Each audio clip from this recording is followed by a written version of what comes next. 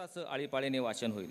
स्तोत्र 112 याचं आपण आळीपाळीने वाचन करणार आहोत. स्तोत्र 112 पान क्रमांक 742. स्तोत्र संहिता 112. परमेश्वराचे भय धरणाऱ्यांची भरभराट. परमेश्वराचे स्तवन करा. जो मनुष्य परमेश्वराचे भय धरितो आणि ज्याचे हर्ष त्याच्या आज्ञामध्ये आहे तो धन्य. सरळ जनांचा वंश आशीर्वादयुक्त होईल. धन्य संपदा त्याच्या घरी असते. त्याचे नीतिमत्व सर्व काळ टिकते. सरळ जनास अंधकारात प्रकाश प्राप्त होतो. त्याच्या ठाई कृपा, दया व न्याय ही आहेत.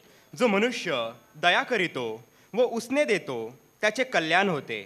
तो न्यायाने आपले व्यवसाय करेल. तो कधी ढळणार नाही. नीतिमानाचे स्मरण सर्व काळ राहील. तो वाईट बातमीला भिणार नाही. त्याचे मन परमेश्वरावर भाव ठेवून आढळ राहते. त्याचे मन स्थिर असते. आपल्या शत्रूंची गत आपल्या इच्छेप्रमाणे झालेली पाहेपर्यंत तो भिणार नाही. त्याने सढळ हाताने गरिबास दान दिले आहे. त्याचे नीतिमत्व सर्व काळ राहील. त्याचा सन्मानपूर्वक उत्कर्ष होईल. हे पाहून दुर्जन खिन्न होईल. तो दात ओढ खाईल पण विरळ होईल. जुनांची इच्छा नष्ट होईल. परमेश्वर करो वाचले वचन आशीर्वादित हो. आमेन. आमेन. जुन्या करारातून पहिले राजे याचा 17वा अध्याय आणि पहिली 7 वचने. पान क्रमांक 441.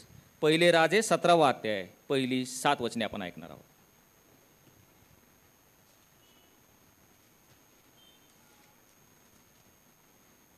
पहिले राजे याचा 17वा अध्याय 1 ते 7 वचन आपण वाचूया.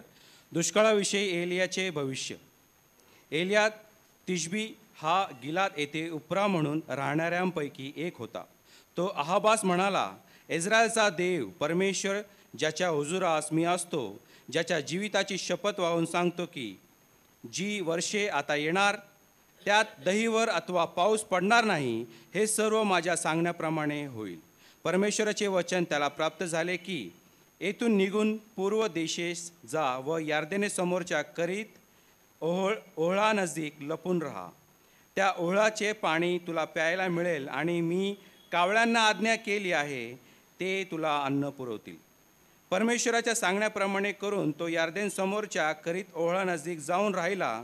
कावळे त्याला भाकरी व मांस सकाळ संध्याकाळ आणून देत व त्या ओहळाचे पाणी तो पी. काही दिवसांनी ओहळ आटून गेले, कारण त्या देशात पर्जन्यवृष्टी झाली नाही. वाचलं परमेश्वर आशीर्वादित करो. पत्राच्या ऐवजी जो दुसरा शास्त्रभाग आहे, दुसरे राजे याचा 2रा अध्याय आणि पहिली 12 वचने. पान क्रमांक 453. 2 राजे 2 1 ते 12.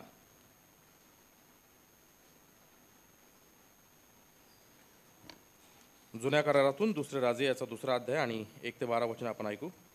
परमेश्वराने एलियास वावटळीच्या द्वारे स्वर्गास घेऊन जाण्याचा समय आला. त्यावेळी एलिया अलिशाबरोबर गिलगाल येथून चालला होता. एलिया अलिशास म्हणाला, परमेश्वर मला बेथेल येथे पाठवित आहे, तर तू तेथेच थांब. अलिशा म्हणाला, परमेश्वराच्या व आपल्या जीविताची शपथ, मी आपल्याला कधी सोडावयाचा नाही. मग ते बेथेल येथे गेले. बेथेलातल्या संदिष्टांचे शिष्य अलिशाकडे येऊन त्यास म्हणाले, आज परमेश्वर तुझ्या धन्यास तुझ्या शिरावरून घेऊन जाणार आहे, हे तुला ठाऊक आहे काय? त्याने म्हटले, मला ठाऊक आहे, पुरे करा. एलिया त्यास म्हणाला, अलिशा, परमेश्वर मला यरीहोस पाठवित आहे, तर तू येथे थांब. तो म्हणाला, परमेश्वराच्या व आपल्या जीविताची शपथ, मी आपणाला सोडावयाचा नाही. मग ते यरीहोस गेले.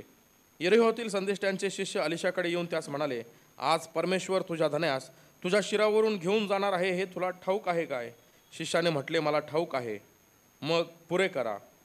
एलिया त्यास म्हणाला, परमेश्वराने मला यार्देनेकडे पाठवित आहे, तू तेथेच थांब. तो म्हणाला, परमेश्वराच्या व आपल्या जीविताची शपथ, मी आपणाला सोडावयाचा नाही. मग ते दोघे पुढे चालले. संदेष्टाचे 50 शिष्य येऊन त्यांच्यासमोर दूर उभे राहिले आणि ते दोघे यार्देन तीरी उभे राहिले. एलियाने आपला झगा काढून त्याची वळकटी करून ती पाण्यावर मारली. तेव्हा पाणी दुभंग झाले व ते कोरड्या भूमीतून पलीकडे गेले. ते पलीकडे गेल्यावर एलिया अलिशास म्हणाला, मला तुझपासून नेण्यात येण्यापूर्वी मी तुझसाठी काय करू ते मला सांग. अलिशा म्हणाला, आपल्या ठाई असलेल्या आत्म्याचा दुप्पट वाटा माझ्या ठाई यावा. एलिया म्हणाला, तू दुर्घट गोष्टी मागतोस, पण मला तुझपासून घेऊन जातील त्या समयी मी तुला दिसलो तर तू मागतोस ते तुला प्राप्त होईल, न दिसलो तर प्राप्त होणार नाही. ते बोलत बोलत चालले असता पहा, एकाकी अग्निरथ येऊन व अग्निवारू दृष्टीस पडले व त्यांनी त्या दोघास अलग केले. एलिया वावटळीतून स्वर्गास गेला. ते पाहून अलिशा मोठ्याने म्हणाला, माझ्या बापा, इस्रायलाच्या रथांनो, इस्रायलाच्या रावतांनो, तो पुन्हा त्याच्या नजरेस पडला नाही. तेव्हा त्याने आपले वस्त्रे फाडून त्याचे 2 तुकडे केले. वाचलेली सर्व वचनं देव बाप आपल्या सर्वांसाठी आशीर्वादाची करो. आमेन.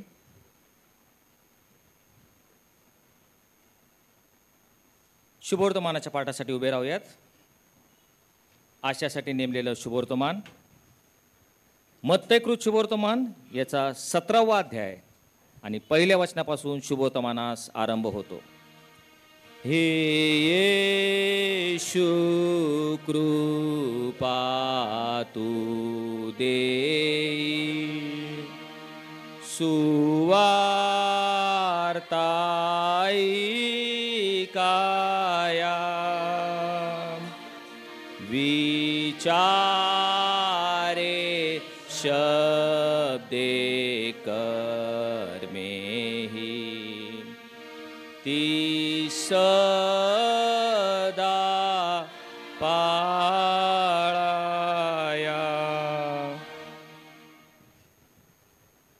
मग 6 दिवसानंतर येशूने पेत्र, याकोब व त्याचा भाऊ योहान यांना आपणाबरोबर एका उंच डोंगरावर एकांती नेले. तेव्हा त्याचे रूप त्यांच्या देखत पालाटले. त्याचे मुख सूर्यासारखे तेजस्वी झाले आणि त्याची वस्त्र प्रकाशासारखी शुभ्र झाली. तेव्हा पहा, मोशे व एलिया हे त्याच्याबरोबर संभाषण करीत असलेले त्याच्या दृष्टीस पडले. मग पेत्र येशूला म्हणाला, प्रभूजी, आपण येथे असावे हे आपल्याला बरे आहे. आपली इच्छा असली तर मी 3 मंडप करीतो, आपणासाठी एक, मोशेसाठी एक व एलियासाठी एक. तो बोलत आहे तो पहा, तेजस्वी मेघाने त्यांच्यावर छाया केली आणि पहा, मेघातून अशी वाणी झाली की, हा माझा पुत्र मला परमप्रिय आहे, याच्याविषयी मी संतुष्ट आहे, याचे तुम्ही ऐका. हे ऐकून शिष्य पालथे पडले व फार भयभीत झाले. तेव्हा येशूने जवळ येऊन त्यांना स्पर्श करून म्हटले, उठा, भिवू नका. तेव्हा त्यांनी दृष्टीवर करून पाहिले, तो येशूशिवाय कोणीही त्यांना दिसला नाही. हे ख्रिस्ताचं शुभवर्तमान आहे. देवाला स्तुती असो. मंडळींनी कृपा करून बसावे.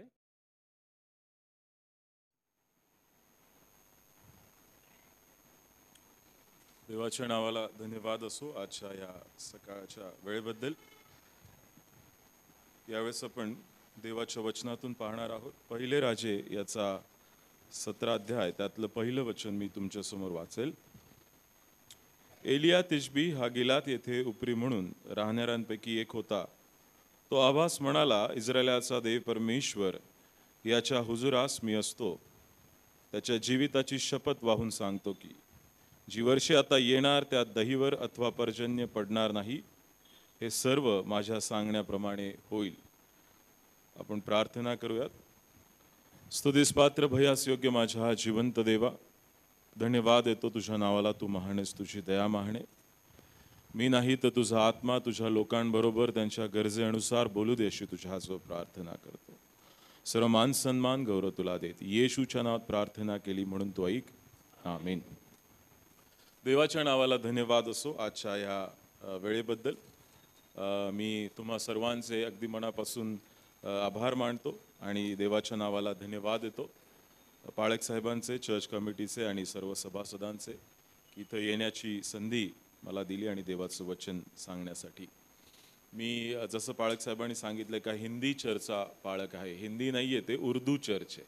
तर आम्ही आमची पद्धत जी आहे ती पूर्ण उर्दूमध्ये, मग मी माझा सरमन जो आहे नेहमी इंग्लिशमध्ये लिहितो, मग उर्दूमध्ये सुरू करतो, मग मराठीमध्ये, मग हिंदीमध्ये आणि असं करून मग आमची भक्ती चालते. पण देवाच्या नावाला धन्यवाद असो की आज मराठीमध्ये बोलण्याची पुन्हा एक वार ही संधी मला प्राप्त होत आहे. आज मी तुमच्याबरोबर 5 गोष्टींबद्दल बोलणार आहे आणि एका व्यक्तीला घेऊन त्या 5 गोष्टी बोलणार आहे. तुम्हाला माहिती आहे की आम्ही सर्वजण आहे वेगवेगळ्या हंगामातून जात असतो, आहे की नाही? कोणकोणते हंगाम आहेत? उन्हाळा आहे, पावसाळा आहे, हिवाळा. सो हे सत्र जे आहे ते नेहमी चालू राहतं. प्रत्येक ऋतू येतात आणि जातात, येतात आणि जातात, येतात आणि जातात, किंवा सत्र येतात जातात, येतात जातात. बायबलमध्ये असा एक व्यक्ती आहे की जो बायबलमध्ये आला, त्याच्या जीवनाचे त्यांनी ते सत्र पूर्ण केले आणि मग जुन्या करारामध्ये परत त्याचा उल्लेख आला नाही. नवीन करारात जवळजवळ 31 वेळा त्याच्या नावाचा उल्लेख आम्ही बघतो. परंतु ज्या घटना त्याच्याबरोबर घडल्या त्या 5 वेगवेगळ्या सत्रांमध्ये घडल्या आणि मग तो जुन्या करारात आम्हाला मिळत नाही. तुम्ही कदाचित देवाच्या दासाबद्दल, एका भविष्यद्वक्त्याबद्दल ऐकलं असेल, ज्याचं नाव आहे एलिया. एलियाबद्दल ऐकले तुम्ही? मी जर आज सकाळी तुम्हाला विचारलं की एलियाबद्दल तुम्हाला काय माहिती आहे का, एलियाशी रिलेटेड अशा कोणत्या गोष्टी तुम्हाला माहिती आहेत, काय माहिती आहे तुम्हाला एलियाबद्दल? एलिया होता बायबलमध्ये? काय काय एलियाबद्दल एखादी गोष्ट सांगा, त्याच्या जीवनातली कोणती पण गोष्ट.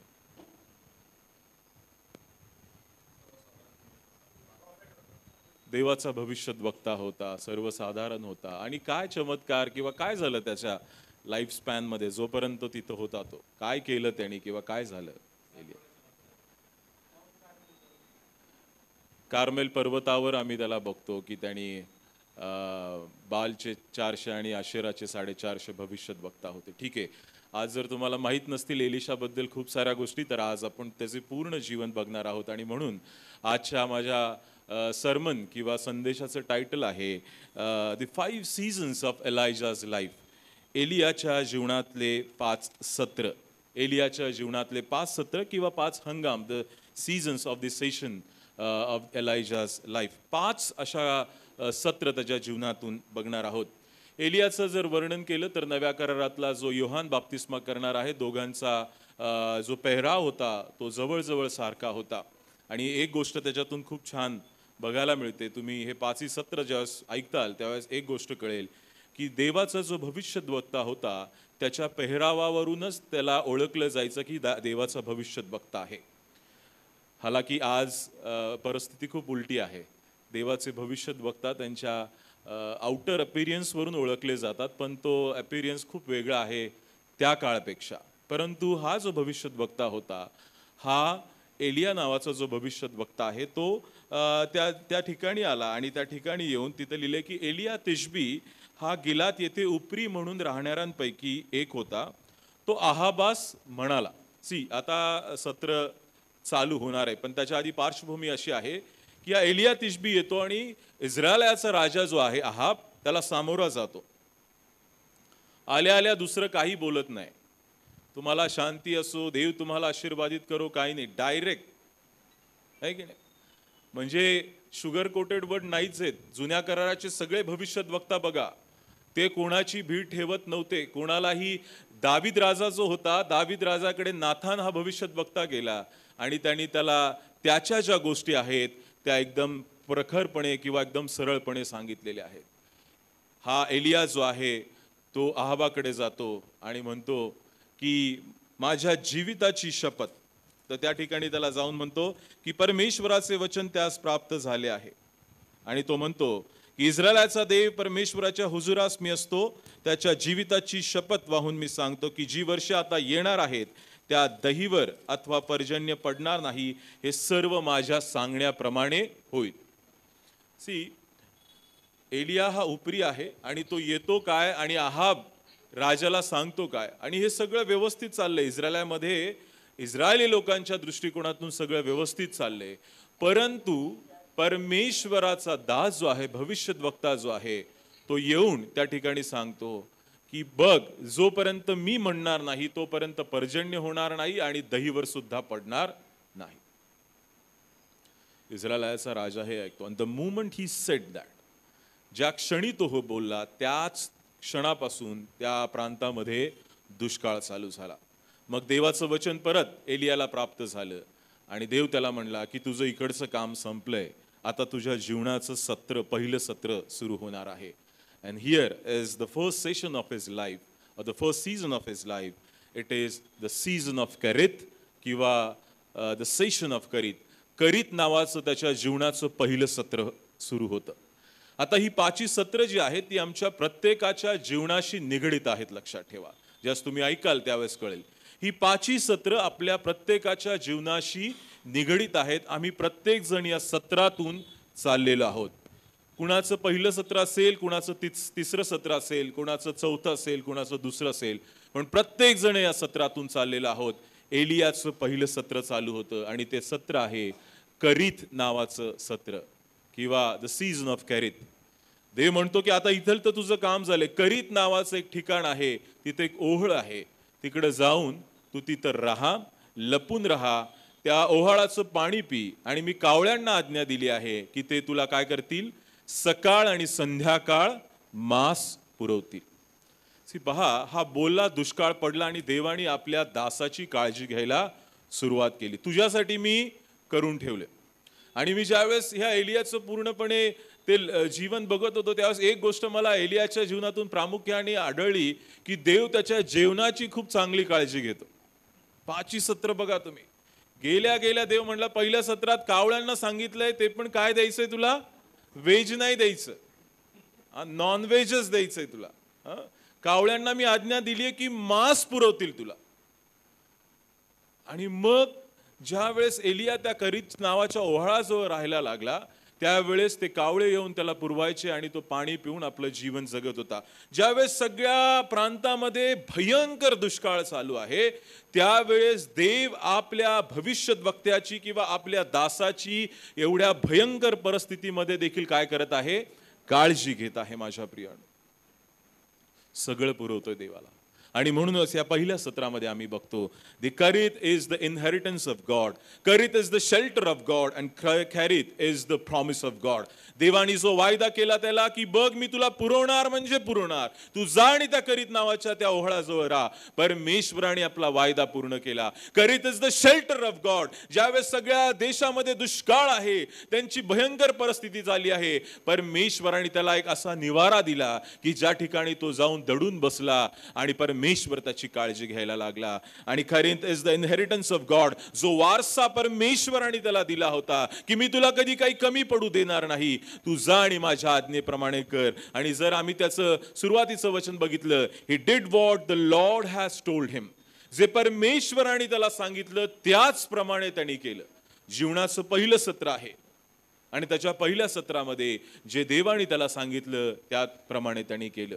आणि या पहिल्या सत्रामध्ये आम्ही बघतो की परमेश्वराने त्याची काळजी घेतली.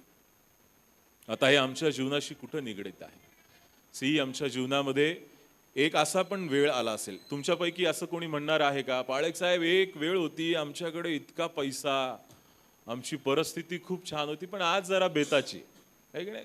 खूप सारे असतात. So it's a season after season, season after season. परिस्थिती सारखी राहत नाही, लक्षात ठेवा. हॅलो, ऐकताय तुम्ही? आज मी दुःखात चाललोय, परमेश्वर परिस्थिती बदलणारा परमेश्वर आहे, लक्षात ठेवा. परिस्थिती परमेश्वराच्या हातात आहे, तो बदलत राहतो. म्हणून म्हणतो our life is it's a season after season. आणि हे बदलत राहणारे आहेत, नेहमी बदलत राहणारे आहेत. एलियाच्या जीवनाचं पहिलं सत्र आहे की परमेश्वराने सगळं काही दिलेलं आहे, खायला प्यायला राहायला सगळं काही दिले. तुमच्या पण जीवनात एक अशी वेळ असेल, एक असं सत्र गेलं असेल किंवा त्या सत्रामधून तुम्ही आज जात असाल की तुमच्याकडे सगळं परमेश्वराने दिलेलं आहे. सगळे आशीर्वाद, खाणं पिणं राहणं सगळ्या गोष्टी मुबलक प्रमाणात दिलेल्या आहेत. हे जग ज्याला आशीर्वाद म्हणतं, या जगाची व्याख्या जर आशीर्वादाची व्याख्या ही आहे की आमच्याकडे गाडी बंगला राहायला सगळं काय आहे, तर परमेश्वराने ते जरी तुम्हाला दिलं आहे तर तुम्ही लक्षात ठेवा की तुम्ही या सत्रातून जात आहात. Even though it's a material thing, still it's a blessing of God.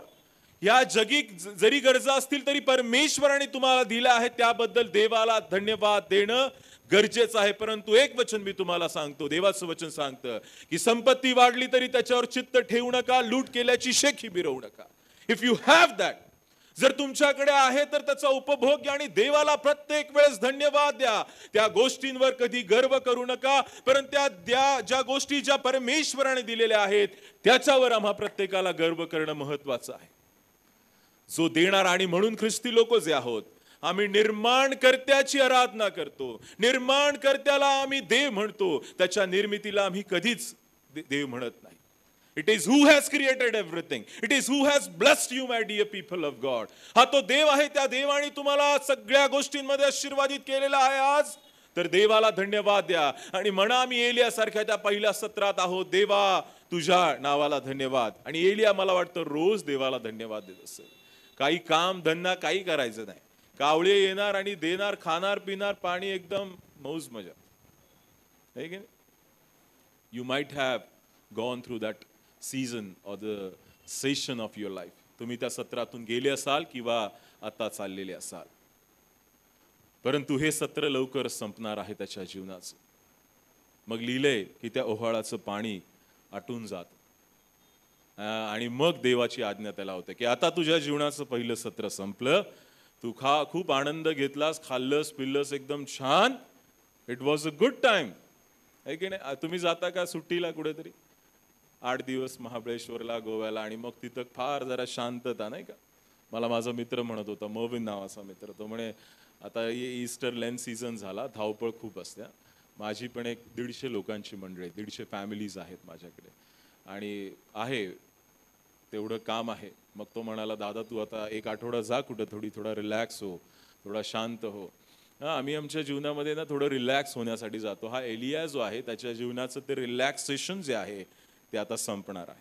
देव त्याला म्हणतो की बस झालं, मजा केली तू, नाव लेट्स गो हेड. आता दुसरं सत्र तुझ्या जीवनाचं, आणि दुसरं सत्र आहे ते आहे द सीझन ऑफ झेराफात किंवा द सेशन ऑफ झेराफात. सारपदचं दुसरं सत्र त्याच्या जीवनात सुरू होतं. पण या सत्रामध्ये काय माहिती आहे का, the season was the opposite to the season of करित. करितचं जे सत्र होतं त्याच्या जीवनातलं, त्याच्या जीवनाच्या बरोबर विरोधात हे सत्र आहे. कसं आहे माहिती आहे का तुम्हाला? तुम्ही ऐकले सारापत नावाचं त्या शहरात जातो, त्या खेड्यात जातो तो त्या ठिकाणी, आणि the moment he entered into the city, काय बघतो? एक विधवा काटक्या गोळ्या करत आहे. हा, म्हणून लक्ष द्या आणि तुमच्या लाईफशी पण रिलेट करा या सगळ्या गोष्टी. एक सत्र आहे की तिथं प्लेंटी आहे, खूप सारं त्यांनी उपभोगलंय, पण आता देव म्हणतो की नाही, तुला एवढंच नाही, तुला मला जीवनाची एक दुसरी बाजू पण दाखवायची. I want to show you the other side of the life. दुसरं एक बाजू दाखवते. आणि दुसरी बाजू काय माहिती आहे का? सारपत मध्ये जसं एंटर करतो सगळीकडे भयंकर दुष्काळ, एक विधवा आहे ती काटक्या गोळा करते आणि हा तिथं जातो. So it was the burning fire, poverty, death and the reality of life. What is the session is? हे सत्र ते आहे की जी जीवनाची दुसरी बाजू देव त्याला दाखवत आहे. जिथं गरिबी आहे, भूकमारी आहे, जिथं त्रास आहे आणि आगीसारख्या वेदना आहेत, आणि देव त्याला त्या सत्रामध्ये घेऊन जातो. आणि पहिलीच त्याला एक विधवा बाई त्याच्या समोर येते. पण त्याच्या अगोदर देव त्याला काय म्हणतो माहिती का? तुझ्या जेवणाची सोय मी केलेली आहे. हॅलो, करतोय देव त्याच्या जेवणाची सोय? आमच्या पण जेवणाची देव सोय नक्की करतो.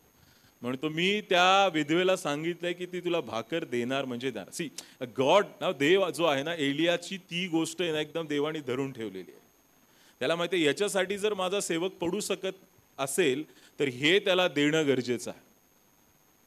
भाकरीसाठी जर तो माझ्यापासून दूर जात असेल किंवा कोणत्याही गोष्टीपासून, ती गोष्ट देव पकडतो, नाही का? रग पकडतो असं ऐकले ना तुम्ही? देवाला आमच्या रग आणि रग माहित आहेत, लक्षात ठेवा. या गोष्टीमुळे माझा सेवक, माझा दास माझ्यापासून दूर गेला नाही पाहिजे. देव सगळ्या गोष्टी पुरवतो. जा मी विधवेला आज्ञा केली, तुझ्या जेवणाची सोय ती करणार. आणि हे जसा जातो तिथं त्या विधेला म्हणतो मला एक काय कर, पाणी घेऊन ये. आणि ती पाणी घ्यायला जाते, परत तिला म्हणतो बरं चालली आहेस तर काय कर, एक तुकडा भाकर पण घे. मग काय म्हणते ती विधवा? तुमच्या जीविताची शपथ आणि परमेश्वराची शपथ, एवढंसं पीठ उरलंय, एवढंसं तेल उरलंय, 2 भाकरी करणार, मी माझा मुलगा खाणार आणि मरून जा. याच्यावरून कळतं की परिस्थिती काय भयंकर आहे. हा, म्हणून म्हणतो एलिया आतापर्यंत मांस बीस खाऊन एकदम मजेत होता. आता ती विधवा म्हणते, अरे बाबा मलाच इथं खायला नाही, 2 भाकरीचं पीठ उरलंय, त्याच्यात तू पण आता भाकर मागायला लागला. तो म्हणतो जा, तुला जे सांगितलंय ते कर. आणि मग परमेश्वर एलियाद्वारे त्या स्त्रीला आशीर्वादित करतो. तिच्या मडक्यातलं पीठ आणि तिची तेलाची कुपी जोपर्यंत पाऊस पडत नाही तोपर्यंत संपत नाही. चांगलं केलं की वाईट केलं त्याने त्या विधवेचं? चांगलं केलं ना. पण काय होतं माहितीये का, तिचं चांगलं केलं त्या माणसाने, पण अचानक तिचा मुलगा काय होता, मरण पावतो.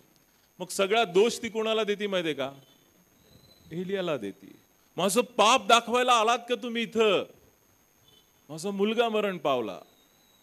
आजकालचा जर भविष्यात बघता असेल ना, तो ऐकून घेणार नाही. पण आता तुझं चांगलं केलं मी, इथं सगळ्या लोक जे आहे ते भूक भूक भूक भूक जेवणासाठी भाकरीसाठी मरतात, तुला असं आशीर्वादित केले. आणि मी बोललोय ना की जोपर्यंत पाऊस पडणार नाही ते संपणार नाही म्हणजे नाही. मी तुझ्यासाठी एवढं चांगलं केलं आणि आता दुसऱ्या उलट पक्षी तुम्हाला काय म्हणतेस की माझं पाप दाखवायला तू इथं आलास की काय?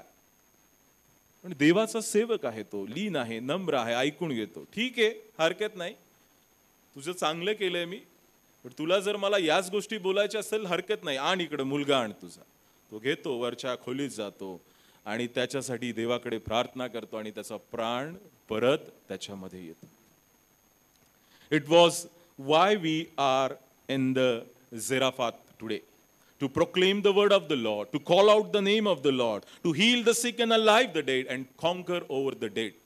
तुम्ही सारपत नावाच्या परिस्थिती, एलिया सारपत नावाच्या परिस्थितीमध्ये का होता त्याचं कारण हे आहे की त्याने काय करावं, देवाचं नाव त्या स्त्रीला कळावत म्हणून त्या अशा गोष्टी कराव्यात की जेणेकरून त्या स्त्रीला कळालं पाहिजे की हा जिवंत देवाचा सेवक आहे. आणि म्हणून वचन जर 23 जर तुम्ही पाहिलं तर ती त्या ठिकाणी त्याला स्पष्टपणे म्हणते की ती स्त्री त्या एलियास म्हणाली, आपण देवाचे माणूस आहात आणि परमेश्वराचे सत्यवचन आपल्या तोंडून निघते हे आता मला कळून आले आहे. वाय? का तो त्या परिस्थितीत होता? देवाचं सत्यवचन इतरांना कळण्यासाठी तो त्या परिस्थितीत होता. देवाचं नाव घेण्यासाठी त्या परिस्थितीत होता. जे लोक आजारी आहेत त्यांना आरोग्य देण्यासाठी, जे मृत झालेले आहेत त्यांना जिवंत करण्यासाठी ते त्या परिस्थितीत होता. आणि मृत्यूवर विजय मिळवण्यासाठी त्या परिस्थितीमध्ये एलियाला जावं लागलं. माझ्या प्रिय, now where it connects to our life, आमच्या जीवनाशी आता कुठं निगडीत आहे? तुम्ही पण सारपत नावासारख्या एका सत्रामधून चाललेले आहात की जिथं तुम्ही बघताय की कोणत्याही प्रकारची आशा नाहीये आणि परिस्थिती भयंकर आहे, हाताबाहेर गेलेली आहे, फायनान्शियल प्रॉब्लेम्स आहेत, कितीतरी समस्यातून जात आहात माझ्या प्रियांनो. परंतु घाबरू नका. एलियाच्या जीवनाकडे एकदा परत बघा. ज्यावेळेस तो सारपत मध्ये होता तो त्या लोकांचं चांगलं करतोय, पण तेच लोक त्याच्या विरोधात उठलेले आहेत. तुमच्या पण जीवनात असं कदाचित चाललं असेल की ज्यांचं तुम्ही चांगलं करू इच्छिता, ज्यांच्यासाठी तुम्ही चांगलं करू इच्छिता, येणाऱ्या ते लोक जे आहेत तेच तुमच्या विरोधात बोलत आहेत. परंतु घाबरू नका, तीच वेळ आहे. देवाचं नाव उंच करा माझ्या प्रियांनो. जर आजार बरे होत नसतील, आजार जास्त उफळून येत असतील तर देवाच्या नावाला धन्यवाद. देव आरोग्य देणारा देव आहे. We are not suppose to give up. आम्ही सोडून देणारे लोक नाहीत, लक्षात ठेवा, कारण आमचा देव जिवंत देव आहे. तो आजही कार्य करतो.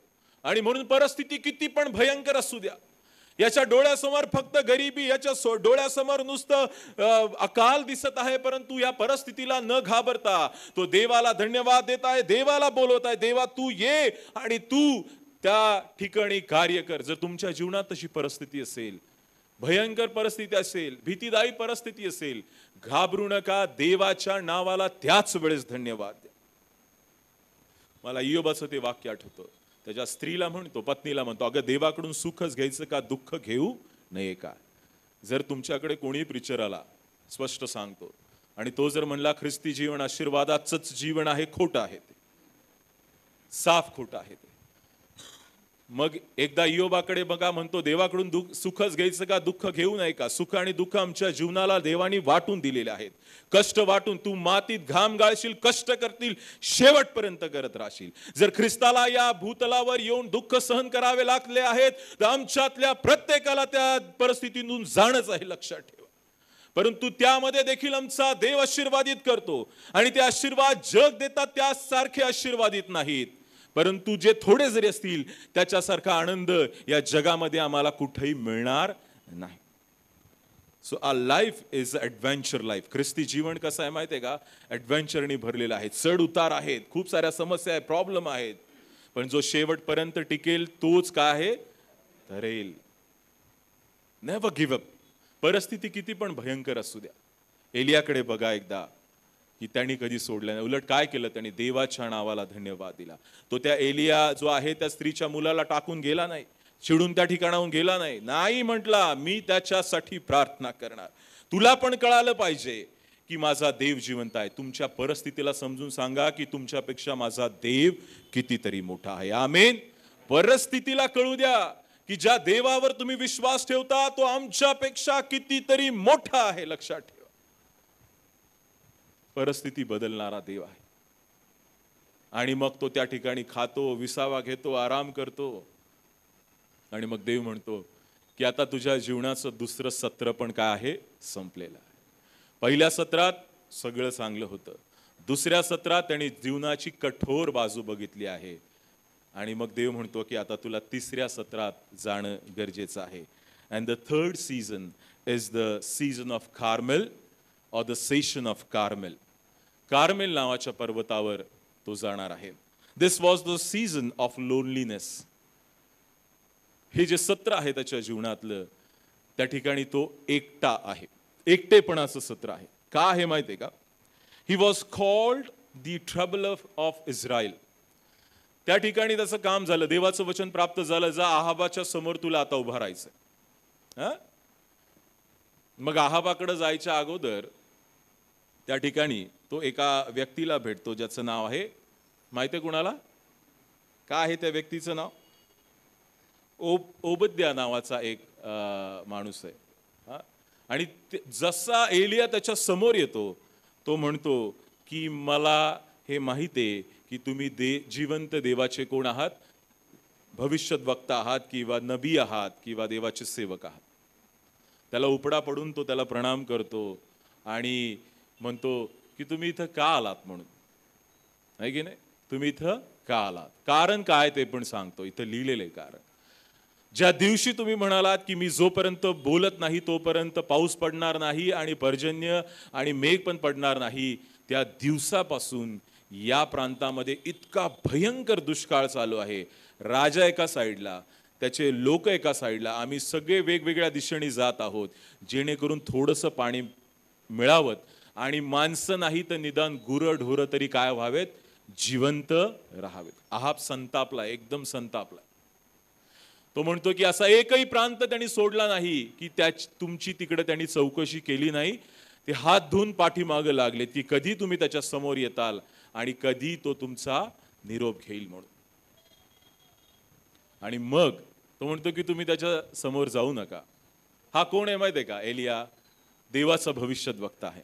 लक्ष द्या, देवाचा भविष्यद्वक्ता. जे देवाने सांगितले ते बोलल्याशिवाय राहत नाही. तुम्ही सगळे भविष्यद्वक्ता बघा जेवढे जुन्या करार आहेत, इंग्लिशमध्ये लिहिले दस says the Lord, this is the voice of the Lord. हे मी नाहीये, देव बोलत आहे. मी फक्त एक जरिया आहे, मी एक मध्यस्थ आहे की माझ्या मुखातून देव तुमच्याशी बोलत आहे. आणि एलिया घाबरत नाही कोणत्या गोष्टीला. तो म्हणतो की माझ्या जीविताची शपथ, आज मी तुझ्या धण्याला माझं तोंड दाखवणार म्हणजे दाखवणार. मी घाबरणार नाही. आणि तू पण घाबरू नको ओबद्या, तुझा राजा मला काही करू शकणार नाही कारण मी जिवंत देवाच्या नावाने येतो म्हणून. घाबरू नको तू. मी आजच तुझ्या राजाला भेटणार म्हणजे भेटणार. ओबद्याला कळून चुकतं की हा आज आहाबाला भेटणार म्हणजे. जाऊन सांग म्हणतो तू त्याला की मी आज त्याला भेटणार म्हणजे भेटणार. ओबद्याला कळून चुकतं आणि ओबद्या जाऊन त्याला सांगतो. आणि समोरासमोर ज्यावेळेस हे दोघं येतात, आहाब आणि एलिया ज्यावेळेस येतात, तो काय म्हणतो त्याला? एलिया त्याला काय म्हणतो बघा त्या वचनामध्ये, 18वा अध्याय आणि त्याचा 20वा वचन. तेव्हा आहाबाने सर्व इस्रायल लोकांस बोलावणे पाठवले आणि संदेश त्यास कार्मेल डोंगरावर बसविले. त्याच्या अगोदर एक वचन आहे की तो त्यांना म्हणतो की you are the troubler of Israel. तू इस्रायलाला त्रास देणारा व्यक्ती आहेस. काय म्हणतो त्याला? अहाब राजाला काय म्हणतो? अहाब राजा एलियाला म्हणतो तू काय करतो? इस्रायलाला त्रास देणार आहे. मग एलिया इतक्या दिवस गप्प होता, काही बोलला नाही. परंतु नाव दिस इज हिज टाइम. तो आता शांत बसत नाही. मग तो मी इस्रायलला काही त्रास दिला नाहीये, हे तुझ्यामुळं आणि इस्रायलाच्या लोकांमुळेच तुमच्यावर संकट आलेलं आहे. कारण तुम्ही देवाला सोडून इतरांच्या पाठीमागे गेलेल्या आहात. देवाच्या वेद्या तुम्ही पाडून टाकल्या आणि त्या ठिकाणी इतरांच्या वेद्या बांधल्या आणि त्याची तुम्ही आराधना करायला लागली. आणि म्हणतो की त्या इस्रायली लोकांना पण घेऊन ये जे जिवंत देवाला विसरले. आणि आज मी तुम्हाला दाखवणार आहे की जिवंत देव कोण आहे. आणि नाव त्याच्या जीवनाचं ते 3रं सत्र सुरू झालं. And that is the season of Carmel. Carmel पर्वतावर या म्हणतो सगळे. कुणाकुणाला बोलवतो? इस्रायली लोकांना, अहाबाला, बालचे 400 आणि आशेराचे 450 भविष्यत वक्ता, सगळ्यांनी या म्हणतो तिकडं मी तुम्हाला दाखवतो की जिवंत देव कोण आहे. And this was the season of loneliness. एकटा पडलाय. का माहितीये का? बायबलमध्ये लिहिलेलं आहे इस्रायलाचा फक्त एकच भविष्यत वक्ता होता आणि तो म्हणजे एलिया. इस्रायलाचे लोक पण देवावर विश्वास न ठेवणारे झाले म्हणून तो म्हणतो त्यांना पण घेऊन ये कार्मेल पर्वतावर. एकटा एलिया इथं आहे आणि 400 450 इस्रायली लोक आणि इतकी सारी मोठी लोकसंख्या त्या ठिकाणी आहे आणि एकटा इथं पडलेला आहे. तरी तो घाबरत नाही. It was the season of loneliness. It was the season of comforting Israelite people. It was the season of prayer. It was the season of rebuild the altar and it was the season of victory. तुम्हाला ती गोष्ट कदाचित माहिती असेल. तो म्हणतो 2 गोरे घेऊन या, एक तुम्ही घ्या, एक मला द्या. तुम्ही कापा, तुम्ही तुमच्या देवाला बोलवा आणि त्याला म्हणा की वरून आग पाठव आणि हे भस्म करून टाक. मी पण तसंच करणार. मग ते लोक त्याप्रमाणे करतात. त्या ठिकाणी ते गोरा कापतात आणि त्या ठिकाणी त्याला बली देतात आणि मग ते लोक त्यांच्या देवाला बाल जो आहे त्याला हाक मारायला सुरुवात करतात.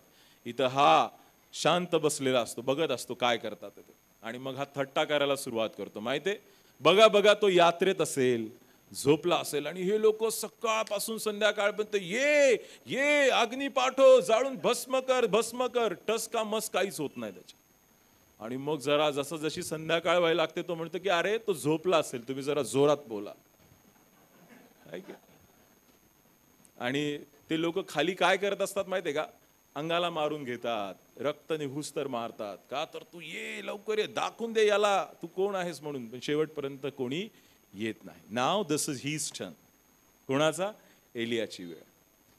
What the best thing he did is तो इस्रायलाच्या गोत्राप्रमाणे 12 वंशातले 12 दगड तिथं काय करतो? रचतो. त्याच्यावर लाकडं टाकतो, त्याच्या बाजूला चर खोदतो, ते मांस त्याच्यावर ठेवतो, 4 वेळा पाणी टाकतो आणि त्या पाण्याने तो चर भरून जातो. अँड नाव ज्यावेळेस तो एकटा आहे तो घाबरत नाही. देवाला हाक मारायला लागतो की देवा दाखवून दे तूच जिवंत देव आहे. स्वर्गातून अग्नी पाठव आणि हे भस्म करून टाक. And the moment he said it, ज्यावेळेस तो बोलतो देव स्वर्गातून अग्नी पाठवतो, लाकडं जळून खाक होतात, मांस जळून खाक होतं. एवढंच नाही तर त्या चरात भरलेलं पाणी जे आहे ते पण पूर्णपणे आटून जात. आणि ज्या वेळेस लोक बघतात त्यावेळेस इस्रायली लोक म्हणतात आमचा देव खरा देव आहे. जे देवापासून दूर गेलेले आहेत इतर गोष्टींमुळे ते परत एकदा येतात आणि ते परत म्हणतात खरोखर इस्रायलाचा देव जिवंत देव आहे. See when he is alone, ज्यावेळेस तो एकटा आहे घाबरत नाही. लक्षात ठेवा, घाबरत नाही. त्याच्यासाठी हे काय आहे तो सी आम्ही ज्यावेळेस अशा परिस्थितीत now where it connects to our life is आमच्या जीवनात पुढं हे निगडीत राहतं. ज्यावेळेस तुम्ही जीवनामध्ये एकटा असेल ना, एकटा, हॅलो सी मी आहे ना पाळेक साहेबांनी सांगायचं विसरले कदाचित, मी मानसशास्त्राचा अभ्यास करतो बरं का. PhD करत आहे मी, डॉक्टरेट करत आहे आता सेक्युलर युनिव्हर्सिटीतून. आणि मग वाचन करत असतो मी. त्याच्यामध्ये तुम्हाला पण माहिती आहे तुमची पर्सनॅलिटी जर तुम्हाला कळायची असेल ना, जस्ट तुम्ही रूममध्ये एकटे असताना, एकटे त्यावेळेस कोणत्या गोष्टी तुमच्या मनात येतात आणि तुम्ही काय करतो हीच पर्सनॅलिटी तुमची सांगते. The thoughts of your mind and heart that tells your personality. एकटे असताना काय विचारता, तुम्ही काय करता, हेच सांगतं सगळं. हा पण एकटा पडलाय, ह्याला होप्स नाही आहेत कदाचित, जर आमच्या भाषेत जर बघितलं तर. पण हा घाबरत नाही, एकटा नाही, तो चॅलेंज देतो त्यांना. आणि हा एकटा असताना स्वतःला तर सावरतोय, पण इतरांना पण काय करतोय, सावरण्याचा प्रयत्न करतोय. इस्रायली जे देवापासून दूर गेलेत त्यांना पण म्हणतो की बघा तुम्ही मागं गेलात, घाबरायचं नाही, मी एकटा जरी असेल तर मी तुम्हाला परत एकदा दाखवून देतो की ज्या देवावर तुम्ही विश्वास ठेवला तो देव खोटा देव नाहीये, खरा देव आहे. मी एकटा पडलोय तरी मी तुम्हाला सावरतो. घरातले वडिलांची कदाचित ही भूमिका असते ना. आपले तुमचे घरातले वडील जे असतात, किती जरी प्रॉब्लेम्स असले, किती जरी काय असले, त्यांना किती जरी याच्यातून चालले तरी ते फॅमिली कसं ना कसं तरी सावरत असतात, नाही का, फॅमिलीला एकत्र घेऊन चालत असतात.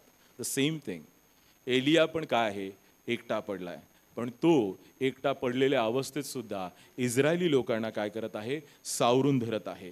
दुसरी गोष्ट, तो प्रार्थना करत आहे. When you are alone, what we are supposed to do is, ज्यावेळेस तुम्ही तुमच्या रूममध्ये एकटे आहात किंवा एकांत तुम्हाला भेटला, एक गोष्ट लक्षात ठेवा, तुम्ही प्रार्थना करणं गरजेचं आहे. येशू ख्रिस्ताबद्दल सांगितलं, तो एकांतात गेला आणि त्यांनी प्रार्थना केली. द बेस्ट टाइम टू प्रे, एक चांगली वेळ काय आहे माहिती आहे का प्रार्थनेची, ज्यावेळेस तुम्ही एकटे असता, because it is you and your God. सामूहिक प्रार्थना चांगली आहे. चर्च कशाला म्हणतात, संतांची संगती म्हणलेलं आहे की नाही. Who we are the sons of God. आम्ही कोण आहोत, देवासाठी संत ठरलेलो आहोत, आणि यांची संगती यालाच चर्च म्हणावं. दगडाविट्याचं बांधकामाला कधी चर्च म्हणता येणार नाही. एक बिल्डिंग आहे, जोपर्यंत तुम्ही लोक इथं येत नाही तोपर्यंत हे चर्च कधीच होत नाही. मग ते किती जुनं चर्च असू द्या, किती नवं चर्च असू द्या, जोपर्यंत आपण एक होत नाही तोपर्यंत याला चर्च म्हणता येत नाही. ग्रीक भाषेमध्ये आणि हिब्रू भाषेत we are the called out, those who are separated, ज्यांना वेगळं केलेलं आहे, जे बोलवलेले आहेत ते आम्ही आहोत, लक्षात ठेवा. आणि म्हणून हे चर्च झालं ज्यावेळेस आम्ही सगळे इथं आलो. त्यावेळेस हा एकटा पडलाय आणि त्यावेळेस तो प्रार्थना करत आहे. तुमच्या जीवनात ज्यावेळेस तुम्ही एकटे व्हाल ना, त्यावेळेस जास्त प्रार्थना करा. आमेन, आमेन. डिप्रेशनमध्ये जाण्याची खूप साऱ्या संभावना आहेत, परंतु त्याच्यापासून वाचण्यासाठी जर काही असेल तर आम्ही त्यावेळेस जास्त प्रार्थना करावेत. जास्त विरोध असेल तर जास्त प्रार्थना करा. आमेन. ज्या वेळेस परिस्थिती तुमच्यावर अशी एकदम हावी होऊन येईल ना आणि एकटे पाडल ना तुम्हाला, त्यावेळेस जास्त प्रार्थना करा. लक्षात ठेवा. बार्तिमाय माहिती आहे, बार्तिमाय, हॅलो, अहो दावीद पुत्र मसवर दया करा. मग शिष्य आले आणि मग त्याला म्हणाले गप, बोलू नको. मग अधिकच तो ओरडू लागला, हे दाऊद की संतान मुझ पर रहम कर. काय झालं, बायबलमध्ये, मराठी बायबलमध्ये लिहिलं, येशू थांबला, येशू जागेवर थांब. ती जर परिस्थिती तुम्ही बघितली त्या काळाची, तर त्याचं हिस्टॉरिकल बॅकग्राऊंड बघितलं, ही वेळ कोणती होती माहिती आहे का, जेवढे डायस्पुरा आहेत, जेवढे मायग्रेंट झालेले लोक आहेत, इस्रायली किंवा यहुदी लोक जे वेगवेगळ्या प्रांतामध्ये गेलेत, वर्षातून एकदा ते काय करायचे, सगळे त्या मंदिरामध्ये यायचे. ती वेळ आहे, भयंकर गर्दी, उभा राहायला जागा नाही, एकतर रस्ते एवढे एवढे छोटे छोटे त्या ठिकाणचे, सगळे लोक एकमेकाच्या अंगावर तुटून पडतात. यात्रा असते माहिती आहे का तुम्हाला, यात्रा आपल्या गावची यात्रा, ती इकडची असते, आमच्या पिंपरी गावामध्ये पण असते. मग तिथे ठेलेवाले असतात, खेळणीवाले असतात, कितीतरी गर्दी, तुफान. तसंच वातावरण आहे इथं. आणि या वातावरणामध्ये येशू ख्रिस्त, त्याचे शिष्य, आणि तुफान गर्दी चालली. हा तिकडं बसलेला आहे. शक्यच नाही कधी येशू ख्रिस्ताला आवाज जाणं, इतका भयंकर गोंगाट आहे. बट वेर इट डिफर्स, हे फरक कुठं आणतं माहिती आहे का, त्यांनी मारलेली आरोळ ही विश्वासाची होती, म्हणून ख्रिस्ताला पण थांबावं लागलं. लक्षात. हजारो लोक, त्या रक्तस्रावी स्त्रीला पण बघा, कालच मी प्रचार केला एका ठिकाणी, हजारो लोक तुटून पडत होते. But the moment she touched, ज्या वेळेस तिने स्पर्श केला, येशू थांबला आणि मला कोणी स्पर्श केला, माझ्यातून सामर्थ्य बाहेर पडलं. शिष्य म्हणतात, अरे कितीतरी लोक तुझ्या अंगावर तुटून पडतात. नाही, हा स्पर्श वेगळा होता. हा स्पर्श विश्वासाचा होता. तुम्ही विश्वासाने केलेली आरोळी देवाला थांबवायला लावणार म्हणजे लावणार. हेच नाही, देवाला त्याचे निर्णय बदलायला पण भाग पाडते. माहितीये तुम्हाला? हॅलो, माहितीये? विश्वास ठेवता? एक छान उदाहरण सांगतो. निन्वे, योनाला सांगितलं जा, तार्शिशला पळून गेला, पण बरोबर त्याला कुठं आणलं? निन्वेला आणलं. आणि बघ मी नाश करणार आहे, तू जाऊन काय कर, पश्चातापाचा संदेश सांग. त्यांनी सांगितलं आणि हा मजा बघायला डोंगरावर जाऊन बसलाय. आता नाश करेल, नंतर नाश करेल, आता नाश करेल, नंतर नाश करेल. देवानी केला का नाश? नाही. देवानी निर्णय बदलला, कारण त्यांचा पश्चाताप खरा होता. लक्षात ठेवा, देव मन पण बदलतो. म्हणून म्हणाला की यापुढे मी पाण्याने परत नाश करणार नाही. मला दुःख वाटतंय. हिंदीमध्ये लिहिले, व दुःख देकर पछताने हार आहे. त्याला दुःख देऊन वाईट वाटणारा देव आहे. तुम्हाला काय वाटतं? तुम्ही ज्या परिस्थितीतून आज चालले, देवाला मजा वाटते का? नाही. देव शो करत आहे या सगळ्या गोष्टींसाठी, पण तुम्हाला यातून जाणं गरजेचं आहे. माझ्या लक्षात ठेवा प्रियांनो. आणि म्हणून हिंदीमध्ये लिहिले की सीमा के बाहर परीक्षा नाही होगी. सहनशक्तीच्या पलीकडे देव परीक्षा बघत नाही, परंतु परीक्षेतून जाणं महत्वाचं आहे. मत्ती 4 मध्ये जर येशू ख्रिस्त स्वतःला परीक्षेतून जावं लागलं, तर तुमच्या आणि माझ्यातल्या प्रत्येकाला या जगातल्या परीक्षेमधून निश्चित जावं लागणार आहे. म्हणून असं म्हणू नका की या परीक्षा माझ्या जीवनामध्ये येऊ देऊ नका, असं कधीच म्हणू नका. देवा येऊ दे या परीक्षा, पण या परीक्षेला सामोरं जाण्यासाठी मला इतकं सामर्थ्य दे की मी टस्समस होणार नाही आणि याच्यातून मी पार होणार आहे. असं म्हण मला दे परमेश्वर, असं म्हणा. हे कोणी थांबू शकणार नाही. लक्षात ठेवा, these things will come to you, our life. आजार, दुखणं, त्रास हे सगळं येणार म्हणजे येणार, पण याच्या तग धरण्यासाठी देवाला सामर्थ्य मागा. That is a true Christian life. It is not, हे ते नाहीये की नाही नको आणू, हे मला नाही येणार. तोच तुला तुझ्या विश्वासामध्ये अजून इतकं दृढ करणार आहे, कारण शेवटचा वेळ जो आहे तो याच्यापेक्षा भयंकर आहे. तुम्ही खडकांना म्हताल, त्या डोंगराला म्हताल आमच्यावर पडा आणि आम्ही मरून जाऊ देत. त्याच्या वेळेस तुमचा कमजोर विश्वास कधी चालेल हे म्हणायला पण मोठं हृदय लागणार आहे. ठीक आहे, लक्षात ठेवा शेवटच्या वेळेस की अहो डोंगरांनो आमच्यावर पडा, कारण तो त्रासच इतका भयंकर असणार. त्यावेळेस तुमचा कमजोर विश्वास चालणार नाही. अजून एक त्याला टर्म आहे, तुमच्या पारंपरिक ख्रिस्ती विश्वास चालणार नाही. परिवर्तित ख्रिस्ता विश्वास तुमचा चालणार. Your traditional Christianity will not work. Your transformed Christianity will work at that last time. म्हणून परिवर्तनच आहे हे सगळं. आणि मग हा एकटा आहे, तो त्यांना समजवतोय, आणि मग आम्ही बघतो की त्या ठिकाणी विजय मिळतो. It was the season of victory. त्या सगळ्यांवर विजय त्याला मिळतो आणि देव त्याची प्रार्थना ऐकतो. एकटा होता पण भिला नाही, देवाला आरोळी मारली. तुम्ही एकटे असाल, भ्यायचं नाही. त्यावेळेस देवाची जास्त देवाकडे प्रार्थना करायची, आहे की नाही? आणि ती आमचं एक ह्युमन सायकोलॉजी आहे की ज्यावेळेस त्रासात असतो त्यावेळेस देवाची जास्त आठवण येते. बरोबर आहे? हॅलो, चांगलं असलं की बाळक साहेबाची पण आठवण येत नाही आम्हाला, क्योंकि एव्हरीथिंग इज गुड ना. पण घरात कुणाला काही होऊ द्या, बाळक साहेब प्रार्थना करा तुम्ही, लगेच देवाच्या सेवकाची. मग कधी न गेलेला लगेच गुडघ्यावर जाणार, उपास तापास. हे कोरोनात बघा सगळ्यांचं कदाचित 191 स्तोत्र पाठ झालंय. ती मरी माझ्याकडून इकडून तिकडून सहस्त्रवधी पडतील, लक्षावधी पडतील, मला काही होणार नाही. मी चर्चला गेलो अगर नाही याच्यापूर्वी, पण आता माझा विश्वास काय फार दृढ झाला. परिस्थिती आली ना, माणसामध्ये बदल व्हायला सुरुवात होते. And that is must. उधळ्या पुत्राला बघा, ज्यावेळेस डुकराच्या शेंगा खायची वेळ आली ना, त्याच वेळेस तो म्हणाला मी देवाविरुद्ध आणि स्वर्गाविरुद्ध पाप केले, आता मी परत जाईल. Now it's time to return to God, return to my father. परिस्थिती आम्हाला बदलायला लावते, पण त्या परिस्थितीमध्ये आम्ही निगरगठ्ठ हृदयाचे नाही झाले पाहिजे, ही पण तितकी महत्वाची गोष्ट आहे. पाळक साहेबांचं काम काय असतं माहिती आहे का? तुम्हाला देवाबद्दल सांगणं की बाबांनो या गोष्टीपासून दूर हटा, दूर हटा, दूर हटा. ते अगदी त्यांचे मनापासून प्रयत्न करतात, कारण कॉलच आहे त्यांच्या जीवनावर ना, बुलाहट आहे देवाची पाचारण आहे म्हणून ते अगदी मनापासून सांगतात. आणि त्यांना पण वाटतं चर्चमधल्या कोणाही लोकांचा नाश होणे म्हणून पूर्ण प्रामाणिकतेपणे सांगतात. परंतु तुम्हीच जर मंडळीतल्या लोकांनी आपले हृदय कठीण करून ठेवले ना तर ते पण काही करू शकत नाही. मग आम्ही त्या फारोसारखे आहोत ज्यांनी आपलं हृदय कठीण करून ठेवलं. So we will do our part faithfully. आम्ही आमचं काम अगदी मनापासून प्रामाणिकतेपणे करणार. पण आम्ही जर आमच्या हृदयाची सगळी दारच बंद करून ठेवली, कठोर केली, तर मग काही होऊ शकत नाही.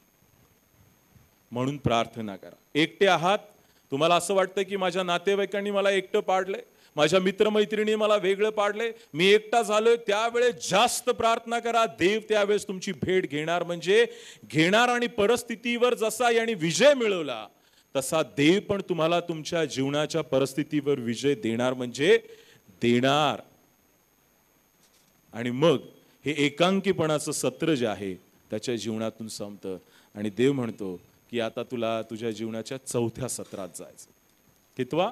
4सा सत्र. नाव the 4th season of his life, the 4th session of his life. तुम्ही कंटाळले नाही ना? हा, मी 2 सत्र सांगून खाली बसणार. हा, मी पूर्ण करणार म्हणजे करणार. 5 सत्र मी हे करून आलोय. ठीक आहे. Now this is the 4th season of his life. कार्मेलाची सत्र झालं आणि मग हा आता एक गोष्ट मजेची आहे, नवरा बायकोची आहे नाही का? नवरा कोण आहे इथं? आहाब आहे ना. त्याची बायको कोण आहे? इजबेल. सगळं जाऊन बायकोला सांगतो. बघ ना, इजबेल कोण होती माहिती आहे का? बाल आणि आशेराचे जे भविष्यात वक्ता होती त्यांना ती काय करायची, तिच्या मेजावर जेवायला बसवायची. यांनी जाऊन काय सांगितलं नवऱ्याने? बघ त्या बालच्या आणि आशेराच्या 450 भविष्यवक्त्याला त्यांच्या 400 यांनी मारून टाकले एलियाने. आणि मग इजबेल राणी काय म्हणते, माझ्या जीविताची शपथ, उद्या तुझी तीच परिस्थिती नाही केली तर बघ फक्त. कोणाला? एलियाला निरोप पाठवते. काय गरज होती आहाबला सांगायची? सगळं जाऊन बायकोला सांगणार. सांगितलं. बरं, बायको पण अशी नाहीये ना, ती परमेश्वराचे जे सेवक आहेत त्यांना फक्त वाट बघती की यहोवाचे जे भविष्यात बघतायत त्यांना मी कसं मारू. ओबद्या होता, त्यांनी 50-50 करून ते दोन्ही भविष्यात बघते गुहेमध्ये लपून ठेवले होते. कुणापासून? इजबेल पासून. इजबेलचं तुम्ही पार्श्वभूमी बघा. ही एका वेगळ्या गोत्रातून आलेली होती, अन्य याच्यातून आली होती. आणि ती येताना काय केलं, तिने तिचे देव, तिची संस्कृती सगळं याच्या घरात आणलं. कुणाच्या? आहाबाचं. म्हणून आहाबाचं टायटलच लिहिलंय, जे देवाच्या विरोधात होतं, जे देवाला न आवडणारा होतं ते आहाब राजाने केलं, पहिलंच डिक्लेअर केलं देवाने. का? कारण ही ते सगळे देव. बरं, दाविदाची जी दुसरी बायको होती त्यांनी काय केलं, त्यांनी पण काय आलं, त्यांचे देव घेऊन आले, शल्मोनाचे. आणि म्हणून त्याचं पण तेच झालं. आणि मग यांनी सांगितलं तिला असं असं झालं. म्हणजे असं आहे, ठीक आहे, जा त्याला निरोप पाठव, उद्या तुझे तेच हाल करणार म्हणजे करणार. एलिया कोण आहे? मनुष्य आहे ना आपल्यासारखा. त्याला भूक लागते ना सारखी. सांगितलं ना तुम्हाला, देव कावळ्यांना सांगतो, विधवेला सांगतो. मग इथं पण त्याला भीती वाटली नाही का? It's a human being. घाबरला आणि कुठं गेला? जंगलात पळत सुटला. पळाला पळाला पळाला, एक झाड आलं, झाडाच्या इथं एक ते दगड जो आहे उशी म्हणून घेतला आणि झोपला तिथे. आणि मग it was a season of frighten. घाबरलेल्या अवस्थेत आहे तो. Threatening from the Jezebel. आणि इजबेल कडून काय त्याला धमकी आलेली आहे. He was waiting to die, but in that situation he heard the voice of the Lord and the assurance of the Lord. घाबरलेला आहे आणि तो म्हणतो की देवा मला आता काय कर, मरण दे. माझ्या पूर्वजांनी काही चांगलं केलं नाही, मी पण चांगलं केलं नाही, ते बेहतर आहे मला की तू काय करून मला मारून टाक, मला मरण दे. देव सोडत नाही. जोपर्यंत आमच्या जीवनात देवाने जे काम दिले ना ते पूर्ण होत नाही तोपर्यंत सोडत नाही. योना, मी तार्शिशला पळून जातो, मी तिथून तुला आणणार म्हणजे आणणार. कसं आणायचं? माझ्या हातात. देवाने जर आपल्याला निवडलं ना, लक्षात ठेवा, आम्ही किती पण दुसऱ्या वाटेला जाऊ द्यात, ॲट दी एंड परमेश्वर बरोबर तिथंच आणणार म्हणजे आणणार. माझी एक छोटीशी साक्ष सांगतो. माझं पहिलं BSc ॲग्रिकल्चर झालं, ठीक आहे. माझे वडील असिस्टंट कमिशनरकडे पिंपरी चिंचवडला. त्यांची इच्छा होती की मी असिस्टंट कमिशनर बनावं, म्हणून मला BSc ॲग्रिकल्चरला टाकलं. मी कॉम्पिटेटिव्ह एक्झामचा अभ्यास करायला लागलो, MPSCचा. मला एक क्लास 1 ऑफिसरची ॲडमिनिस्ट्रेशनची जागा काढायची होती. 7 वर्ष मी ॲग्रिकल्चरचं ते शिक्षण घेतलं. पण देवाची वाणी मला पहिल्यापासून होती आणि देवाने मला एक गोष्ट बोलला होता. मी जेव्हा 7वी 8वी पासून मी चर्चमध्ये मला सवय होती जायची आणि रोज जायचो मी, चर्च बंद करायचो आणि वेदीच्या इथं रडून प्रार्थना करायचो. आणि देवाने मला वाणी दिली होती की मी तुला जगाचं काम कधीच करू देणार नाही, तू शेवटपर्यंत माझंच काम करणार. मग मी वडिलांना डबे घेऊन जायचो, ठीक आहे. आणि मग तिथं माझे वडील ज्या ऑफिसरकडे होते, तो एकदा त्या कारमधून उतरला तर त्याचा दरवाजा उघडायला तो उतरला की सगळेजण त्याला सल्यूट मारणार, कारण कमिशनर होता तो. अरे मी म्हणले यार असं काहीतरी पाहिजे लाईफमध्ये, नाही का, जगायचं तर असं काय, एक जण दरवाजा उघडायला पाहिजे, असं सल्यूट खाट एकदम. ती व्हाईट ॲम्बॅसिडर कार, आम्ही असं म्हणायचो नाही का परीक्षा अभ्यास करताना, लाल दिव्याची गाडी पाहिजे बस, त्या हिशोबानेच अभ्यास करायचा. मी दोन परीक्षा पास झालो, हॉर्टिकल्चर डिपार्टमेंट आणि गार्डन डिपार्टमेंटची. मग पप्पांना डबे द्यायचो आणि मग म्हणायचो असं काहीतरी केलं पाहिजे. पण ज्यावेळेस मी चर्चमध्ये जायचो आणि सांगायचो देवा मला मी ह्या चर्चमध्ये जेवढी तुझी आराधना करतो, उपासना करतो ते खूप आहे, मी लय काम करतो, तुझं खूप काम करतो, मला पण माझं लाईफ जगायचं आहे, मला पण लॅविश लाईफ जगायचं आहे, असं सगळं एवढं 1 तास बोलायचो. आणि शेवटी देवाची वाणी परत यायची, मी तुला जगाचं काम कधीच करू देणार नाही, तू शेवटपर्यंत. आणि मला असा राग यायचा आणि घरी निघून जायचं. आणि हे ना तुम्हाला सांगतो एक दिवसाचं नव्हतं, रोजचं असायचं. कारण मी ना 10वी चिठ्ठ्या टाकल्या होत्या. हां, तुम्हाला मूर्खपणा वाटत असेल. 3 चिठ्ठ्या टाकल्या, ॲग्रिकल्चर, इंजिनिअरिंग आणि पाळक. 1 तास प्रार्थना केली, पाळकाची चिठ्ठी आली. आईला जाऊन सांगितलं माझ्या मम्मीला की अगं मला मी बघ ना इतकी प्रार्थना केली आणि देवाने मला दाखवलं हे. माझी आई, आम्ही नगरचे बरं का, माझे आईकडचे, म्हणे ए बाबा ते पाळक बिळक काय होऊ नको, त्या 2,500 तो पाळक कसा जगतो ना त्यालाच माहिती आहे. इंजिनिअरिंग कर, मेडिकल कर, चांगला पोस्टला जा आणि मग संध्याकाळी येशील ना, काय प्रार्थना करायची ती कर, कुणाच्या घरी जायचं तिथं जा, पण पाळक बनू नको, आपल्या खानदानीत कोणी पाळक नाही, असं म्हणायची मम्मी. पण मग मी म्हणलं की नाही मम्मी, मला बोलवलंय देवानी सेवेला, कारण जाब मला द्यायचा आहे, तुम्हाला नाही द्यायचा म्हटलं. आणि माझं ॲग्रिकल्चर कंप्लीट झालं आणि मग मला आता ड्युटी जॉईन करायची, ते कॉल लेटर मी फाडून टाकले. आणि मग मी मम्मीकडे परत गेलो डिसेंबरमध्ये आणि म्हटलं की मला जाऊ दे. तुम्ही म्हणले अरे थोडं तू प्रार्थना कर ना, जॉब एवढा चांगला जॉब आला नाही का, इथपर्यंत घास आलाय, कशाला करतो. म्हणलं नाही, सेवेमध्ये पार्ट टाईम नाही आहे म्हटलं, नाही का, पार्ट टाईम जॉब असतो ना, तसं पार्ट टाईम नाही आहे म्हटलं. देवाने मला याजकपणाच्या सेवेसाठी बोलवलं, मला जाऊ द्या तुम्ही. आणि मग त्यांनी शेवटी म्हणले की ठीक आहे जा तू. आणि मग मी माझ्या पुढच्या शिक्षणासाठी देहरादूनला गेलो, तिथं BD केलं परत. आणि मग पहिलं पोस्टिंग माझं औरंगाबादला झालं, तिथं 5 वर्ष काम केलं आणि आता परत मला माझ्या चर्चमध्ये पाठवलं. माझी बदली गोव्याला झाली, परंतु माझे जे पाळक होते सिनियर ते कोरोनामध्ये एक्सपायर झाले आणि मला म्हणले तुम्ही परत या चर्चमध्ये या. आणि मग परत मी त्या चर्चमध्ये आलो. आणि म्हणून प्रियानो, मी हे गोष्ट सांगण्याचं कारण हे आहे की ज्यावेळेस तुम्ही घाबरलेला असता, मी त्यावेळेस त्या परिस्थिती मी म्हणत होतो काय निर्णय घेऊ, पण मला देवाची वाणी खूप स्पष्ट होते. ती माहिती आहे का, ती वाणी आता बंद झाली. ज्या दिवशी मी बायबल कॉलेजमध्ये एंटर केलं ना, त्या दिवसानंतर ती वाणी मला कधीच आली नाही, आजपर्यंत आली नाही. पण जोपर्यंत मी निर्णय घेत नव्हतो तोपर्यंत त्या वाणीने मला कधीच सोडलं नाही. मीनवाईल असं झालं एकदा ना, मी फायनल इयरला होतो BDच्या आणि घरी आलो सुट्टीला आणि चॅरिटी कमिशनर असतो ना, धर्मदाय आयुक्त, त्याचं खूप ऐकलं मी. म्हणलं यार आता पाळक तर लय झालेत नाही का, म्हणलं मी काय करतो, धर्मदाय आयुक्ताचा अभ्यास करतो. धर्मदाय आयुक्त होतो आणि एखादं चर्च पण बघतो आणि जेवढ्या चॅरिटीमध्ये ख्रिश्चन लोकांच्या केसेस आहेत ते सॉल्व करतो. आणि एवढा ठोकळा, या चिंचवड गाव आहे ना आमच्या इथं, तिथून एवढा मोठं पुस्तक नेलं मी चॅरिटी कमिशनरच्या अभ्यासाचं. तुम्हाला सांगतो, एक पान मी पहिलं वाचायला घेतलं, मला एक ओळ वाचता येत नाही त्याच्यातली. आणि मी म्हणतो असं का होतंय मी वाचायला. आणि मग ती वाणी मला आली की मी तुला जगाचं काम करूच देणार नाही, मी शेवटपर्यंत तू माझंच काम करणार. मी लोक बरोबर नेमून ठेवले, ते त्यांचं काम करतील, तू तुझं काम कर. तुला नाही गरज की किती पाळक येतं आणि किती काय, तुला जे बोलवलंय ते काम कर. मी ते पुस्तक परत बंद केलं.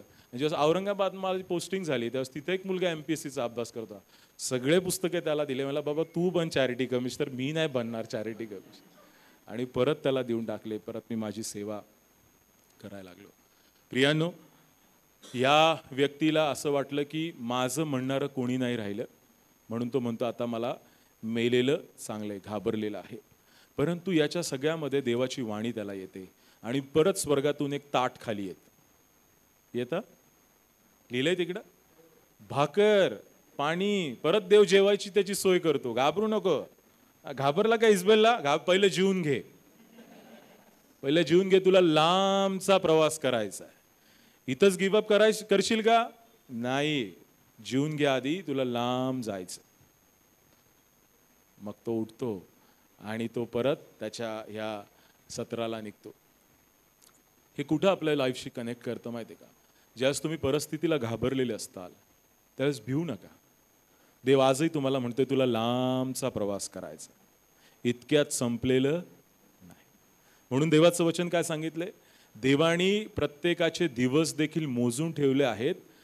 त्याची मर्जी असल्याशिवाय आम्ही जाता जात नाहीच होणार, कधीच होणार नाही. म्हणून सुसाईड हे आपल्या ख्रिस्ती जीवनातलं एक खूप मोठं पाप आहे, सुसाईड करणं. कारण या शरीरावर आमचा ताबाच नाहीये किंवा आमचा अधिकारच नाहीये. त्याच्या रक्ताने आम्हाला काय केलं? विकत घेतलेलं आहे. We are his and his are. आम्ही त्याचे आहोत. म्हणून आम्ही नाही आमच्या जीवाचा नाश करून घेऊ शकत जोपर्यंत देव करत नाही. एलियाला पण म्हणतो, ए बाबा तू नाही करू शकणार, तुला काम करायचंय अजून, आहे की नाही? किती पण कोरोना येऊ द्या, किती काय येऊ द्या, देव आम्हाला त्याच्यातून बाहेर काढणार म्हणजे काढणार. आणि तुम्हाला सांगतो, इथं तुम्ही जे आहात ना, कोरोनातून वाचलेली बॅच, काहीतरी देवाला तुमच्याकडून करून घ्यायचंय हेच डोक्यात ठेवा. नाहीतर आमचं झालं होतं तिकीट, ख्रिस्तानी कॅन्सल केलं कदाचित. ते काहीतरी मकसद आहे देवाचा तुमच्या पाठीमागे, आणि तो हेच आहे की देवाचं नाव जितक्यांपर्यंत जाता येईल तितक्या लोकांना. आणि मी तर म्हणतो, हे ट्रॅक्स आणि ते घेऊन पण जाऊ नका, तुमचं जीवनच इतरांसाठी साक्ष असू द्या. आमीन. Your behaviour is louder than your words, आहे की नाही? तुमच्या शब्दांपेक्षा तुमचं वागणं आणि बोलणंच इतरांसाठी साक्ष असू द्या. भांडखोर ख्रिस्ती म्हणून जगू नका. मग किती पण बायबल घेऊन तुम्ही भांडखोर आहेत आणि किती पण बायबल घेऊन जा, तो तुम्हाला तर नाव ठेवेल आणि आपल्या देवाला पण नाव ठेवेल. वागा असं की तुमच्यातून ख्रिस्त दिसला पाहिजे.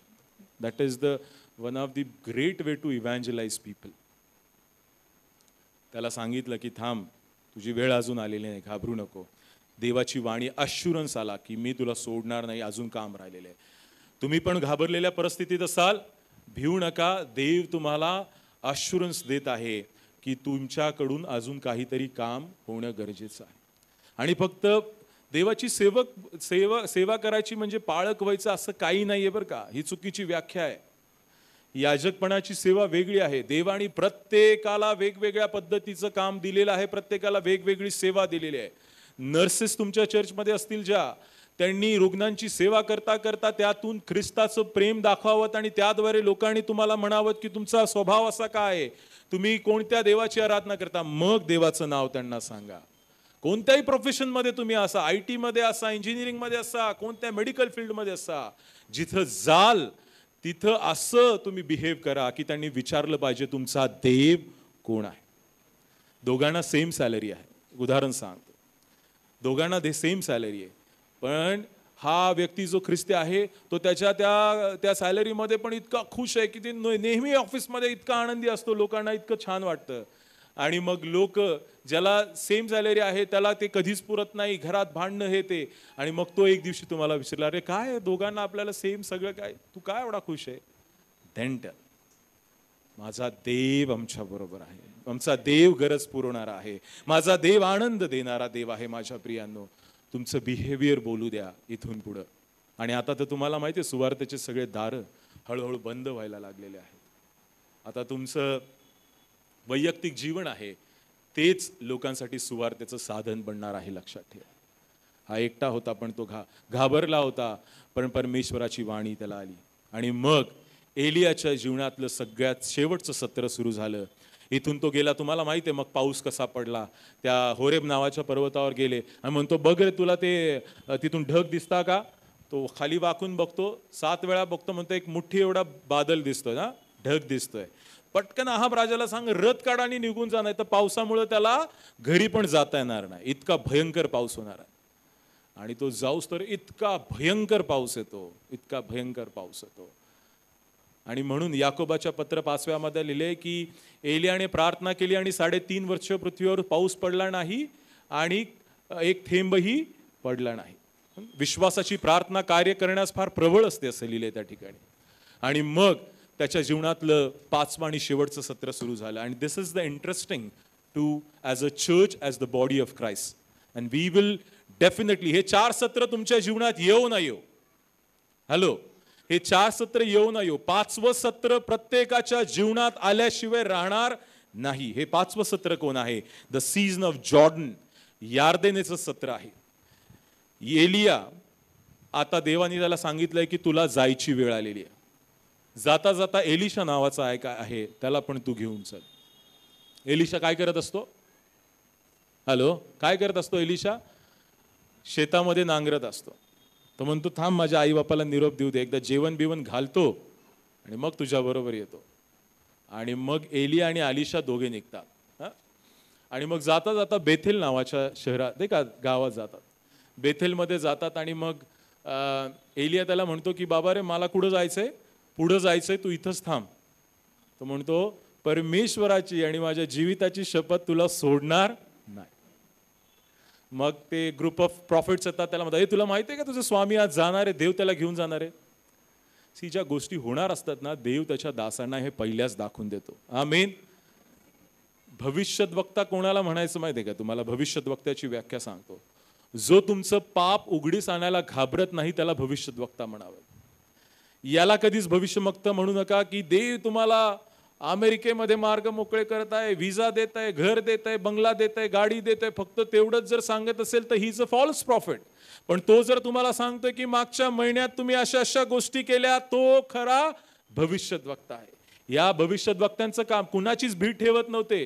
राजा म्हणजे देव असायचा, प्रजेचा लक्षात ठेवा. त्याच्या पुढे कुणाची यायची हिंमत नव्हते. नाथान जातो आणि म्हणतो की तूच आहेस ज्यांनी हे पाप केलं. आणि मेटाफोरिकल लँग्वेज किंवा ते त्या ठिकाणी चित्र तो दाखवतो, तो सांगतो असं असं झालं म्हणून, नाही का. शेजारच्याचं पण कापून टाकतो. एवढे स्वतःचे मेंढर असताना, तुला एवढ्या बायका आहेत, तू तरी काय केलं? त्या बेतशिबा बरोबर पाप केलं. म्हणून देव त्याचा झडा घेतात. दावीद उपास तापास करतो, मग देवाकडे प्रार्थना करतो ना दावीद, नको देवा जगव रे, शेवटी मुले नाही जगू देणार. हे पापातून झाले आहे, मी त्याला जगू देणार नाही. इट्स बेटर फॉर यू, तुझ्यासाठी चांगलं आहे की हातपाय तोंड धू, जेवण कर आणि परत आपल्या गादीवर जाऊन बस आणि राज्य करायला सुरुवात कर. मी जगू देणार नाही म्हणजे नाही. आणि मग या ठिकाणी लिहिले की it was a season two have ascension, to have a companionship. It was a season to let other inherit the double portion of your spirit. हे जीवनाचं सगळ्यात शेवटचं सत्र आहे. मग तो बेथेलला जातो आणि तिथून म्हणतो की आता मला पुढे जायचं. तो म्हणतो मी नाही सोडणार. मग ते कुठं जातात? तिथून यरिहोमध्ये जातात. मग यरिहोमध्ये परत म्हणतो की तू इथं थांब, मला पुढे जाऊन येऊ दे. तो म्हणतो नाही सोडणार, तुला सोडणार नाही. मग परत भविष्यद्वक्ता येतात, त्याला बोलतात. मग हा कुठं जातो? शेवटी यार्देनेच्या तीराकडे जातो. There it's a last session of his life.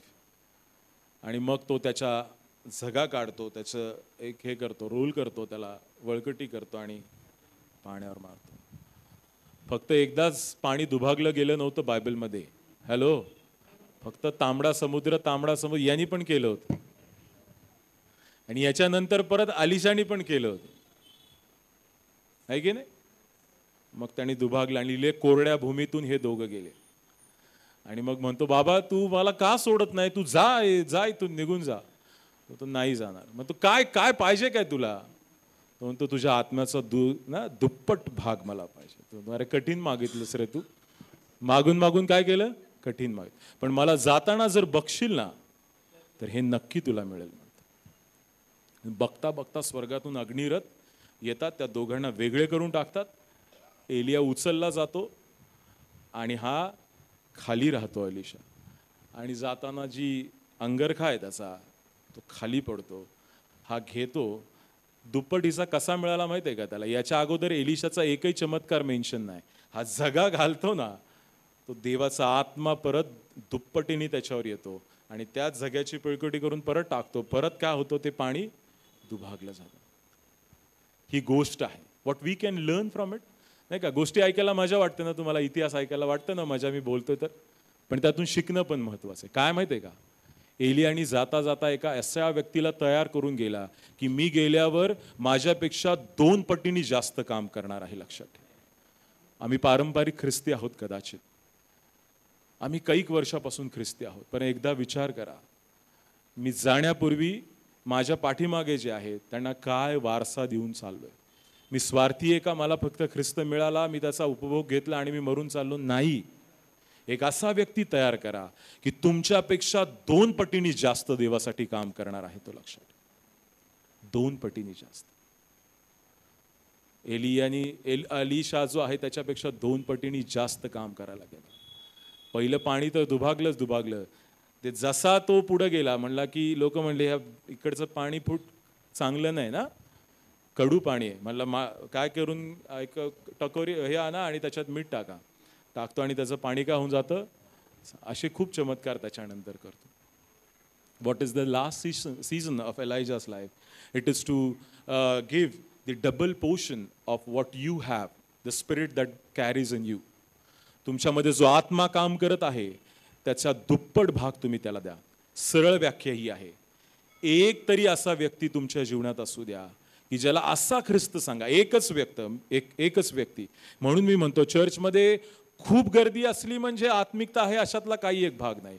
मोजके, आणि मला खूप आज आनंद आहे की तुम्ही मोजके आहात, परंतु तुम्ही सर्वजण कोण आहेत, देवाच्या भयात आणि आत्म्यात वाढणारे लोक आहात. जर 12 लोक जगाची उलथापालत करत असतील तर तुमच्यापैकी तर किती आहेत.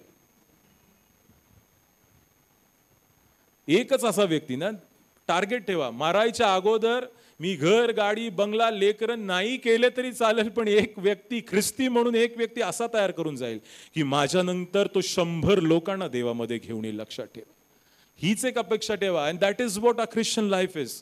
हेच आमचं ख्रिस्ती जीवन आहे की जाण्या अगोदर आम्ही परमेश्वरासाठी काही ना काहीतरी सोडून जाणं गरजेचं आहे.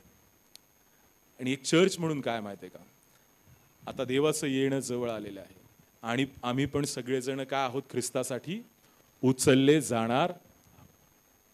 ॲज अ चर्च, एक कलिसिया म्हणून किंवा एक चर्च म्हणून आम्ही सगळेजण देवाबरोबर आता घेतले. जसा एलियाचा शेवटचं सत्र काय होतं, इथून जायचं आहे की नाही. आमच्या जीवनाचं पण शेवटचं सत्र काय माहिती आहे का, काय शेवटचं सत्र ख्रिस्ती म्हणून काय, आम्ही देवाबरोबर घेतले जाणार. And that is the only hope we have now. आता कोणती आशा नाही आमच्याकडे. काय आशा आहे माहिती आहे का, आमचा देव जसा या ठिकाणाहून गेला त्या सारखा परत येणार आणि आम्हाला घेऊन. That is the only hope. एकच आशा आहे की आमचा देव परत येणार आणि आम्हाला घेऊन जाणार आहे. पण जाण्या अगोदर देवाने जे तुम्हाला दिलं ते तुम्ही इतरांना द्या. आणि एक वचन सांगून मी थांबतो की ज्यांना तुम्ही सुवार्ता सांगताल त्यांनी जर देवाचा स्वीकार केला तर ठीक, नाही केला तर तुमच्यातले आणि माझ्यातले जेव्हा उचलले जातील आणि ज्यांना तुम्ही सुवार्ता सांगितले त्यांनी विश्वास नाही ठेवला, ते जाताना आम्हाला असं टाटा करणार आहे आणि आम्ही वरून टाटा करणार आहे त्यांना. मग तो खालून म्हणला, अरे ह्यांनी मला सांगितलं होतं देवाचं नाव, मी नाही विश्वास ठेवला. किंवा see, there are 2 church. There is a church within church. माहिती आहे तुम्हाला, एक विजिबल चर्च आहे जे तुम्ही आहात, आणि देर इज अ इनविजिबल चर्च. अजून एक अदृश्य चर्च आहे. चर्चमध्ये चर्च आहे, माहिती आहे तुम्हाला. खरे उपासक आणि फक्त नावासाठी येणारे उपासक असे ते मेंबर आहेत चर्चचे. आम्ही माझ्या चर्चमध्ये म्हणतो नाही का, तुम्ही खूप ह्याच्याने म्हणता मेंबरशिप भरतो पाळक साहेब आम्ही या चर्चची सभा, चांगलं आहे, गुड, व्हेरी गुड. पण नाव एकदा तुम्ही या चर्चची, जगिक चर्चची मेंबरशिप मिळवली ना, what is the second thing is, तुम्हाला त्या अदृश्य चर्चची मेंबरशिप पण मिळवा. आणि तीच महत्वाची. या जगाची मेंबरशिप एक दिवशी जाणार आहे, ज्यावेळेस आम्हाला हे सगळं सोडून जायचं. तुमचे फ्युनरल, तुमचे लग्न, काय काय असतं अजून, बाप्तिस्मे, हे सगळे करायसाठी हे चर्च आहे. चांगलं आहे, वाईट काय नाही आहे. But have the desire to have the membership of invisible church, जे याच्यातून उचललं जाणार आहे. लक्षात ठेवा, सगळेच जातील अशातले काही नाही. 1,44,000 संख्या, एक तर 1,44,000 संख्या सांगितली आहे. ते चर्च रिप्रेझेंट करत असतील, त्यात आमचा नंबर कुठं लागतोय काहीच माहिती नाही. म्हणून प्रार्थना काय करा माहिती आहे का, देवा त्या इनव्हिजिबल अदृश्य चर्चचा मेंबर व्हायचंय मला, कारण तेच लोकांना तिकडे मेंबरशिप भेटणार आहे. आमच्यातले उचलले, माझी तर इच्छा आहे की तुमचं पूर्ण चर्च अख्खच्या अख्खं उचललं जावं आणि सगळे मिळून देवाला धन्यवाद करो. पण त्यासाठी तसं वागणं गरजेचं आहे, कारण जे इथं बांधताल ते तिथं बांधलं जाईल, जे इथं मोकळं करताल ते तिथं मोकळं केलं जाईल. लक्षात ठेवा, दिस इज व्हेरी इम्पॉर्टंट थिंग. आणि मी आशा करतो हे 5 सत्र आमच्या जीवनात तुमच्या लक्षात राहतील. ठीक आहे. पहिलं सत्र कोणतं होतं? सगळ्यात पहिलं करीतचं सत्र, जिथं त्याला सगळं मिळालं, चांगला राहिला. मग दुसरं सत्र कोणतं? सारपाचचं सत्र, जे याच्या विरुद्ध होतं, दुष्काळ, दुःख, त्रास, पण जीवनाची दुसरी बाजू देवाने त्याला दाखवली. तिसरं सत्र कोणतं होतं? कार्मेलचं सत्र, जिथं एकटा पडला तो, आपलं म्हणणारं कोणी नव्हतं पण हार मारली नाही, देवाला आरोळी मारली, देवाने चमत्कार केला. 4थं सत्र घाबरला तो, पण घाबरला असला तरी देवाची वाणी त्यांनी ऐकली आणि देवाचा अश्युरन्स त्यांनी ऐकला. आणि 5वं सत्र तो देवाबरोबर काय केला? घेऊन गेला. हे उलट पुलट येतील तुमच्या लाईफमध्ये. 5वं सत्र सगळ्यांचं कॉमन असणार आहे, लक्षात ठेवा. हे जे 4 आहेत ते सगळे उलट पुलट येऊ शकतील. त्या सत्रात तुम्ही कदाचित असाल, पण रिलेट करा की जर या सत्रामध्ये मी आहे, एलियाने जे केलं ते जर मी केलं, तर देवबाप मला निश्चित आशीर्वादित करणार, म्हणजे करणार. मी धन्यवाद देतो पुन्हा एक वार तुम्हा प्रत्येकाला की तुम्ही शांत बसून इतका वेळ हे वचन ऐकलं. ठीक आहे. देवाला धन्यवाद असो. परमेश्वर या वचनाद्वारे तुम्हाला आशीर्वादित करू. प्रार्थना करूयात आपण. स्तुतीस पात्र भया स्वर्गीय माझ्या जिवंत देवा, धन्यवाद देतो तुझ्या नावाला. तू महान आहेस, तुझी दया माने बाप्पा. आज प्रार्थना करतो विशेष करून आमच्या या प्रिय मंडळीसाठी, आणि विशेष करून जे वचन या ठिकाणी बोललं गेलं बाप्पा, खरोखर तू तुझ्या लोकांबरोबर त्यांच्या परिस्थिती असणार, गरजे असणार, तू बोललास त्याबद्दल धन्यवाद देतो बाप्पा.